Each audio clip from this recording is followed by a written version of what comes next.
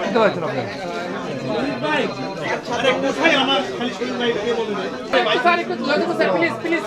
দেখি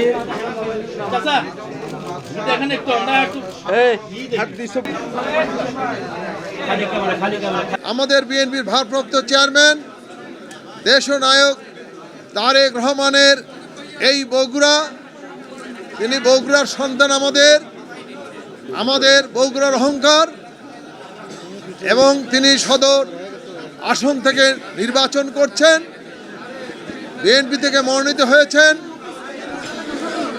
আজকে আমরা আমাদের সেই প্রিয় নেতা বগুড়ার সন্তান তারেক রহমানের মনোনয়নপত্র আমরা আমাদের মাননীয় জেলা প্রশাসকের কাছ থেকে আমরা সংগ্রহ করেছি এবং সেই জন্যই আজকে আমরা এখানে এসেছি।